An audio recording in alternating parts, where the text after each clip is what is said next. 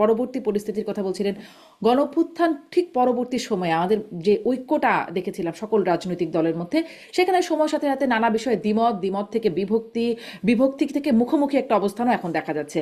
আমি জনাব মুজিবুর রহমান মঞ্জু, আপনার কাছে এই জন্য এই প্রসঙ্গে জানতে চাইবো যে জামাত এবং বিএনপির মধ্যে একটা সমঝোতার উদ্যোগও আপনারা 9টি দল মিলে নিয়েছেন। সেই খবরটি বেশ আলোচনায়ও এসেছে।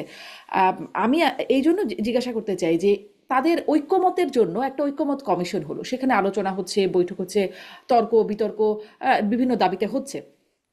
সেখান থেকে সেটিকে পাশ কাটিয়ে বা সেটিতে যদি বলি ভরসা না রাখতে না পেরে রাস্তায় আন্দোলনে চলে গেল জামাত সহ ইসলামী দলগুলো। এখন আবার আলাদা একটা বৈঠক করে, আপনারা আলাদা একটা আয়োজন করে, বৈঠক করে, সেখানে আলোচনার আয়োজন করে সমঝোতার চেষ্টা করছেন। ঐকমত্যে সমঝোতার আলোচনা যদি সুফল না পায়, আপনাদের বৈঠকে সুফল পাবে এটি কেন বা কিভাবে হবে?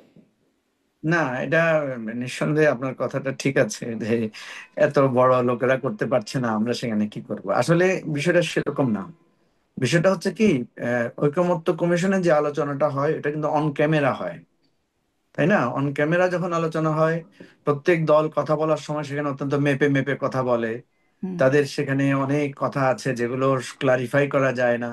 আবার সেখানে একটা সময়ের সীমাবদ্ধতা থাকে, একটা নির্দিষ্ট সময় সবাইকে বলা হয় যে আপনার সময় 2 মিনিট বা আপনার সময় 3 মিনিট। তো এই একটা সীমাবদ্ধতা আছে বলেই কিন্তু ঐকমত্য কমিশন নিজেই বলেছে যে আপনারা কিন্তু যদি ফিল করেন আপনারা নিজেরা নিজেরাও কিছু আলোচনা সেরে নিতে পারেন। তো সেখানে তো স্বাভাবিকভাবেই আমরা যখন একসাথে বসি, মিটিং এর বাইরেও আমাদের মধ্যে এক ধরনের মত বিনিময় হয়, খাওয়ার সময় হয়, নামাজের বিরতিতে হয়, চা বিরতিতে হয়। তো আমরা যেটা ফিল করেছি যে ক্যামেরার সামনে বা আনুষ্ঠানিকতার জায়গায় লোকেরা যখন একরকম কথা বলে, কিন্তু যখন আবার ব্যক্তিগতভাবে আমরা আলোচনা করি বা একটা আর্গুমেন্ট দেই বা কখনো কখনো খুব অনুরোধ করি, তখন দেখা যাচ্ছে যে না, ওনাকে অ্যাপারেন্টলি যত কঠোর বা অনড় বা রিজিড মনে হচ্ছে, আসলে তারা অত রিজিড না। তো এই জিনিসগুলো আমরা বোঝার চেষ্টা করেছি এবং আমরা তখন চিন্তা করেছি যে আউট অফ দি আনুষ্ঠানিকতা এই ধরনের কিছু আলোচনা করে এখান থেকে আমরা কিছু আহ করতে পারি কিনা। যেমন ধরেন, এটার যে একটা ফল, শুভ ফল, সেটা আমি আপনাকে বলি। আমরা যখন 9টা দল যখন বসলাম, তখন আমরা কিন্তু সেখানে স্পষ্ট করে বিএনপির একটা অবস্থান ছিল যে পরবর্তী সংসদে আপনার এই জুলাই সনদটা বাস্তবায়ন করবে, বা এনসিপির একটা অবস্থান ছিল যে গণপরিষদের মধ্য দিয়ে এই জুলাই সনদটা বাস্তবায়ন হবে। তো আমরা ওখানে খোলামেলাভাবে আলোচনা করলাম, আচ্ছা গণপরিষদ যদি হয়, তো গণপরিষদ তো স্পেসিফিক্যালি আপনার একটা সংবিধান প্রণয়ন বা সংবিধান পুনর্গঠন বা পুনঃসংস্কার বা রিরাইট যাই বলি, এটা করার জন্য। তো তারা তো নির্বাচিত প্রতিনিধি হবে।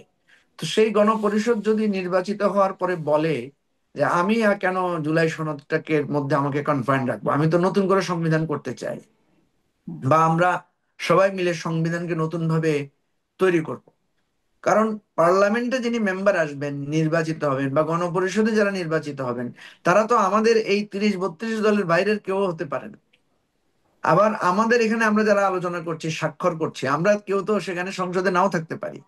তো তখন একটা জটিলতা তৈরি হবে যে এটা যারা সাইন করেছে তারা তো এখানে পার্লামেন্টের মেম্বার না। আমরা তো এখানে দায়িত্ব পেয়েছি, জনগণের ভোটে নির্বাচিত হয়েছি আমাদের মতো করে কাজ করার জন্য।